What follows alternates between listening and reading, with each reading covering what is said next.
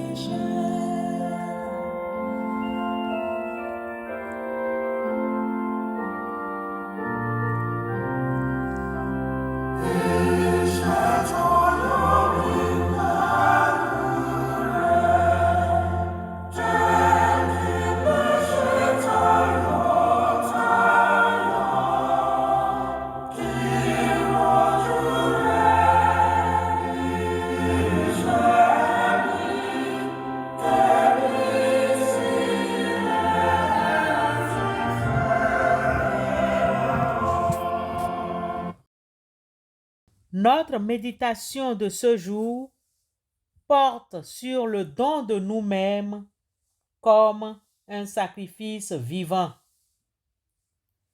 Frères et sœurs dans la foi, un sacrifice est un acte par lequel un humain offre quelque chose à une divinité.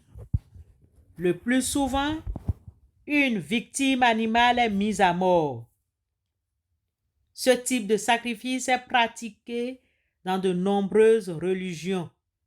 Dans un sens plus large, un sacrifice est un renoncement ou une privation que l'on s'impose volontairement en vue d'un objectif supérieur. Par exemple, on peut parler de sacrifice lorsque quelqu'un quitte son travail pour s'occuper de ses enfants. Dans ce cas, on dit qu'on a fait un sacrifice pour l'éducation des enfants. Ou bien, lorsqu'un soldat donne sa vie pour son pays, etc. La valeur du sacrifice est souvent liée à la notion d'amour. On considère souvent qu'un sacrifice est un acte d'amour car il implique de renoncer à quelque chose que l'on aime pour le bien d'une autre personne ou d'une cause. Aussi, le sacrifice nous demande-t-il de renoncer à quelque chose que l'on aime pour l'œuvre de Dieu. Dans ce sens, Paul écrivait aux Romains dans son chapitre 12, versets 1 et 2, que « Je vous recommande donc, frères et sœurs, à cause de cette immense bonté de Dieu, à lui offrir votre corps comme un sacrifice vivant, saint et qui plaise à Dieu. Ce sera là, de votre part, un culte raisonnable. Ne prenez pas comme modèle le monde actuel, mais soyez transformés par le renouvellement de votre intelligence pour pouvoir discerner la volonté de Dieu, ce qui est bon, ce qui lui plaît, ce qui est parfait. Frères et sœurs dans la foi, dans la théologie vétérotestamentaire, des services du temple, les prêtres reçoivent l'animal qui est offert et tué par le pécheur. Ensuite, les prêtres font l'expiation. Cette façon de faire correspond exactement au sacrifice que Christ a fait sur le bois infâme il y a plus de 2000 ans pour nous. La mort sur la croix, où Christ a versé son sang, sa résurrection mettent fin à ces offrandes sacrificielles. Nous ne sommes plus autorisés comme chrétiens à offrir ni colombe, ni agneau, ni bouc, ni poule, ni coq, ni bouteille de boisson alcoolisée ou liqueur, mais nous sommes autorisés comme chrétiens à offrir nous-mêmes comme un sacrifice vivant. Nous sommes encouragés à mettre notre corps, notre temps, faire tout pour mettre notre cœur en accord avec Dieu. C'est ce que Dieu révélé en Christ Jésus désire de nous. Les sacrifices qui sont agréables à Dieu, c'est un esprit brisé. Ô Dieu, tu ne dédaignes pas un cœur brisé et contrit. Psaume 51, verset 17.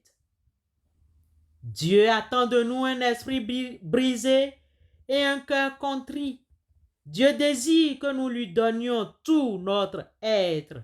Ainsi, à travers ce don sacrificiel de notre cœur, voire corps, Dieu puisse opérer la transformation nécessaire à la proclamation de l'Évangile. Avoir son esprit brisé en ce qui concerne sa propre façon de voir les choses pour qu'il soit entièrement soumis à Christ est l'un des besoins particuliers du temps actuel. Le manque de temps. Le manque de cet état d'esprit est à l'origine de la plupart de nos problèmes et de nos difficultés.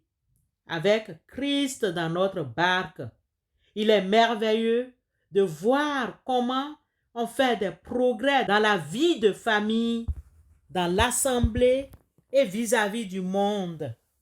Par la présence du Saint-Esprit en nous, consacrons-nous à Dieu et donnons notre cœur, notre bien et notre corps à Christ comme un sacrifice vivant.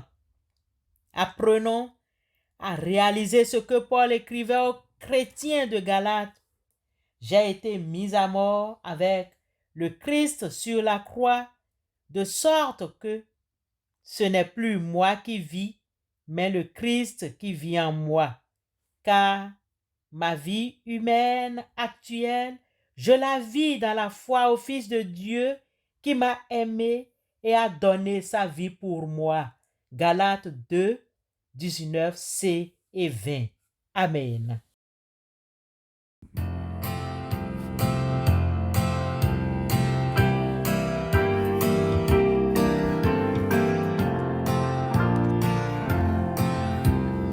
Es-tu lassé, rempli de tristesse? Dis tout à Jésus, dis tout à Jésus. Son cœur est ouvert à ta voix sans cesse. Oh, dis tout à Jésus. Dis tout à Jésus, oh dis-lui tout, combien son accueil est doux. Il peut comprendre, il aime t'entendre, dis-lui simplement tout. Bien-aimés, disons tout à Jésus. Seigneur Dieu, Père de notre Sauveur Christ Jésus et notre Père aussi, nous te sommes reconnaissants et nous te confessons que nous sommes des pauvres pécheurs. Nous avons compté sur les créatures en lieu et place de toi, notre Créateur.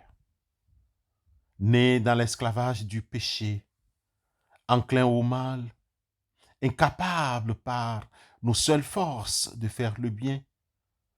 Nous transgressons tous les jours et de plusieurs manières tes commandements, attirant sur nous en conséquence la mort. Père éternel, Dieu très bon, Père miséricordieux, pardonne-nous de nos péchés pour l'amour de Christ, ton Fils, notre Sauveur. Protège-nous au cours de cette journée, sois notre bouclier et que ta volonté soit faite au nom et pour l'amour de Christ. Amen.